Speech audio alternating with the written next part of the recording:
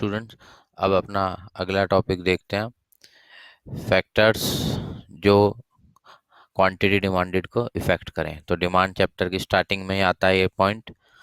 तो सबसे पहले है हमारा प्राइस ऑफ प्रोडक्ट।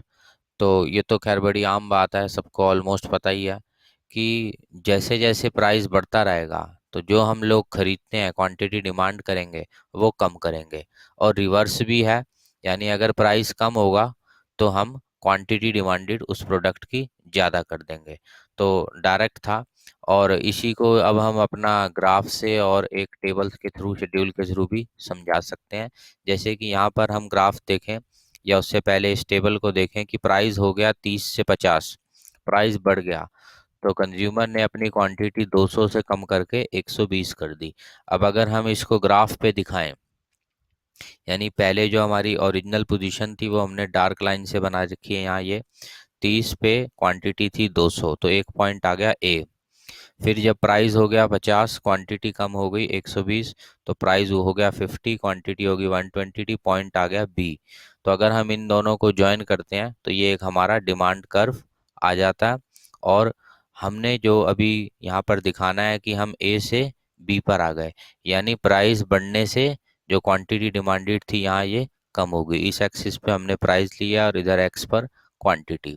तो ये हो गया हमारा फैक्टर अफेक्टिंग क्वांटिटी डिमांडेड का पहला हिस्सा, कि क्वांटिटी कब बढ़ती है, प्राइस बढ़ने से क्वांटिटी कैसे कम होती है। और यहाँ हमने सेकंड डायग्राम बना रखा कि अगर प्राइस हम देखें यहाँ कम हो रहा है, 50 पे लोग लेते थे 120 यूनिट, उल्टा कर दिया जो वहाँ पहले बनाया था। और जब प्राइस 30 हुआ तो क्वांटिटी बढ़ गई, 200 हो गई। तो सभी कंज्यूमर ऑलमोस्ट ऐसे ही करेंगे। तो उसी को हमने यहाँ पे एक टेबल के थ्रू बताया, और अब इसको हम ग्राफ के थ्रू दिखा देते हैं कि जो ओरिजिनल पोजीशन थी, प्राइस 50, क्वांटिटी 120, ये पॉइंट था ए। फिर उसके बाद प्राइस कम हो गया 30, और यहाँ ये क्वांटिटी होगी 200, तो पॉइंट आ गया बी। तो इसको हमने ज्वाइन करा, ये हमारा डिमांड कर्व आ गया। और जहाँ पर हम देख रहे हैं कि प्राइस गिरने से क्वांटिटी बढ़ गई, यानी हम ए पॉइंट से बी पॉइंट पर आ गए। और ये जो डिमांड कर्व है, ये हमारा डाउनवर्ड स्लोपिंग जो बन रहा है, चाहे यहाँ बना था चाहे यहाँ बना था, वो इसीलिए बना था क्योंकि जब भी प्राइस, अगर जैसे यहाँ देखा बढ़ रहा है, तो क्वांटिटी डिमांडेड कम हो रही है, इसीलिए कर्व डाउनवर्ड नेचर का है। और यहाँ प्राइस कम हो रहा है, इसलिए क्वांटिटी बढ़ रही है, कर्व डाउन जा रहा है। और एक और चीज इसमें देखें हम, कि यहाँ इसी कर्व पे हम अपवर्ड मूवमेंट दिखा रहे हैं, ए से बी पर जा रहा है पॉइंट, और यहाँ ए से बी पे आ रहा है नीचे की ओर, डाउनवर्ड की ओर। तो ये था हमारा क्वेश्चन कि क्वांटिटी डिमांडेड कब बदलती है। तो क्वांटिटी डिमांडेड बदलती है प्राइस से। प्राइस बढ़ेगा, क्वांटिटी डिमांडेड कम होगी, और प्राइस कम होगा तो यहाँ हमारी क्वांटिटी डिमांडेड बढ़ेगी। अब अगला टॉपिक है हमारा ऐसी बातें या फैक्टर्स जिससे पूरा डिमांड कर्व बदल जाए, यानी डिमांड कर्व पूरा शिफ्ट हो जाए। तो जैसे यहाँ हमने देखा है, या तो डिमांड कर्व राइट साइड में शिफ्ट हो गया, ये ओरिजिनल था, ये राइट में नया आ गया, यानी डिमांड इंक्रीज हो गई और कर्व राइट की ओर नया बन गया। या फिर डिमांड डिक्रीज हो गई, मतलब कर्व जो था वो लेफ्ट साइड की ओर शिफ्ट हो गया, जैसे यहाँ हम डायग्राम में देख रहे हैं। तो अब हमें ऐसी बातों को स्टडी करना है, ऐसे फैक्टर्स को जहाँ ये पूरा का पूरा कर्व बदल जाता है, यानी या तो राइट में चला जाता है या लेफ्ट में चला जाता है। तो पिछला जो हमने टॉपिक देखा था उसके अंदर सिर्फ क्वांटिटी बदल रही थी, कर्व नहीं बदल रहा था, कर्व सेम ही था। बट अब हम जो बातें करेंगे वो ऐसी करेंगे जहाँ पूरा कर्व बदल जाए, या तो राइट साइड में नया बने या लेफ्ट साइड में। और राइट साइड जाएगा यहाँ, मतलब जैसे ये राइट साइड में जाएगा तो डिमांड बढ़ रही है, तभी वो राइट साइड में जा रहा है, यानी ओरिजिन से दूर जा रहा है यहाँ। और लेफ्ट साइड आ रहा है यानी ओरिजिन के पास आ रहा है, तो मतलब वो चीज कम हो रही है। तो डिमांड डिक्रीज होगी तो कर्व लेफ्ट साइड, इंक्रीज होगी तो राइट साइड।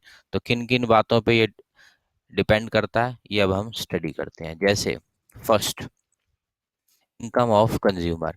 ये तो डायरेक्ट पॉइंट ही है कि अगर इनकम बढ़ेगी कंज्यूमर की तो वो अपनी डिमांड बढ़ाएगा, जितनी भी नॉर्मल चीजें हैं। जैसे कि गाड़ियां हो गई, अच्छे कपड़े हो गए, अगर किसी के पास ज़्यादा पैसा आता है, इनकम बढ़ रही है उसकी, तो वो ये सारी चीज़ें बढ़ाएगा।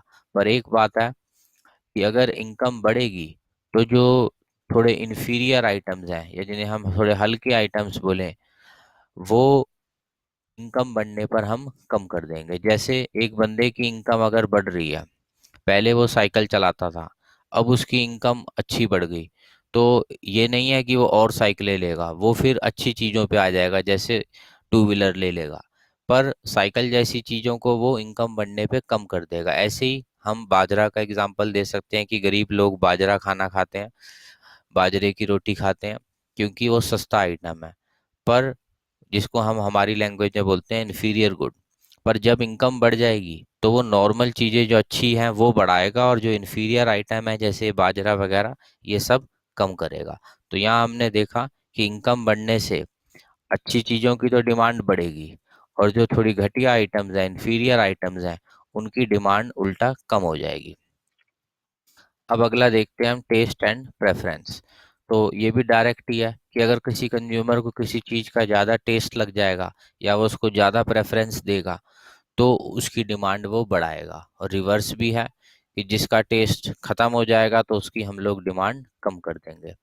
अब अगला है हमारा तीसरा, price of substitute good. Substitute good मतलब कि लगभग जिनमें टेस्ट कंज्यूमर को सेटिस्फेक्शन सेम ही मिलता है, जैसे पेप्सी एंड कोक। तो यहाँ पर हमें ये बात बतानी है कि किसी और के प्राइस बदलने से फर्स्ट गुड को इफेक्ट पड़ सकता है। जैसे यहाँ मैंने लिखा कोक एंड पेप्सी, तो सेकंड गुड के बदलने से फर्स्ट पर क्या इफेक्ट पड़ेगा, उसकी डिमांड पर, वो समझाना है। तो बड़ा ही सिंपल बात है कि अगर पेप्सी का प्राइस बढ़ेगा तो कोक की डिमांड ज़्यादा हो जाएगी, क्योंकि लोग सोचेंगे कि पेप्सी ना पी के हम कोक ही पी लें। तो पेप्सी का प्राइस बढ़ा, इधर कोक की डिमांड बढ़ी, या वाइस वर्सा, मतलब रिवर्स भी ट्रू है। ऐसे ही है अगला, चौथा, price of complementary good. Complementary good का मतलब हो गया जो दो गुड्स हमें साथ साथ चाहिए, तभी उसका फायदा है, हमारी वांट तभी पूरी फुलफिल हो पाएगी। जैसे गाड़ी भी हो और उसमें पेट्रोल भी हो, तभी हमारा ट्रांसपोर्टेशन का इधर से उधर जाने का पर्पस सॉल्व होगा। अब ये दोनों गुड्स हमें साथ चाहिए, तो यहाँ पर भी हमें वैसे ही समझाना है कि सेकंड गुड के प्राइस बदलने से फर्स्ट गुड की डिमांड पर क्या फर्क पड़ सकता है।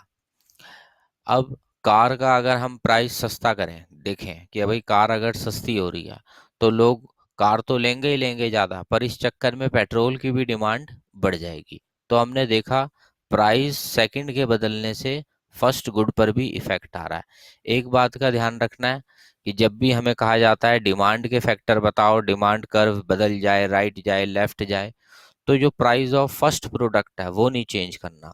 क्योंकि हमने लास्ट टॉपिक में देखा था प्राइस ऑफ मेन प्रोडक्ट जब हम चेंज करते हैं तो उससे डिमांड कर्व राइट या लेफ्ट नहीं आता, कर्व वही रहता है, उसी कर्व पे सिर्फ क्वांटिटी बढ़ती या गिरती है।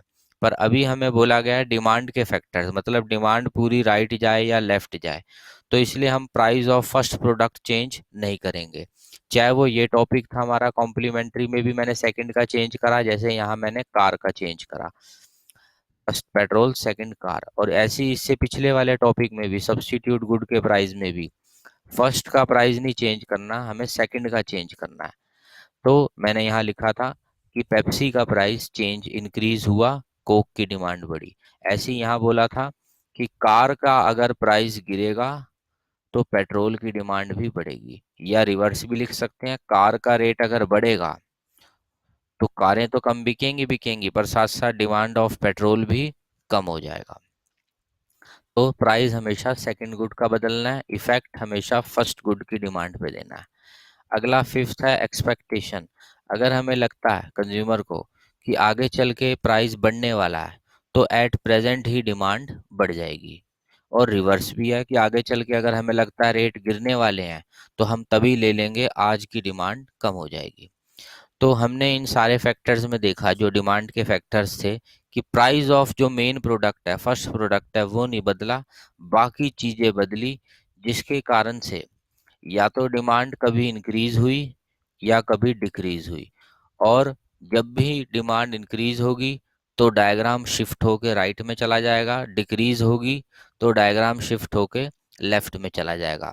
सारी बातें लिखी हमने, बस प्राइस ऑफ प्रोडक्ट नहीं लिखा, क्योंकि वो हमने पहले वाले क्वेश्चन में देखा था जब था कि फैक्टर क्वांटिटी डिमांडेड, यानी सिर्फ क्वांटिटी बदली और जो डिमांड कर्व है वो नहीं बदला, डिमांड कर्व सेम रहा। एक बार दोबारा देख लेते हैं इस टॉपिक को, हमने पहले देखा था कि यहाँ पर हम देखें डिमांड कर्व वही है डी डी, सिर्फ क्वांटिटी यहाँ पहले 200 थी, कम होके 120 हो गई, यानी क्वांटिटी कम हो गई, डिक्रीज हुई क्वांटिटी प्राइस के कारण से। यहाँ जो था वो प्राइस ऑफ फर्स्ट प्रोडक्ट है, मेन प्रोडक्ट, और यहाँ पर हमने देखा प्राइस ऑफ जो मेन प्रोडक्ट है अगर वो कम हो जाए तो क्वांटिटी यहाँ ज़्यादा होगी। पर डिमांड कर्व डी डी पहले भी यही नाम था, डी डी अभी भी यही नाम है, चाहे वो यहाँ था चाहे वो यहाँ था, ये था क्वांटिटी का सिर्फ बढ़ना या गिरना, क्वांटिटी डिमांडेड का।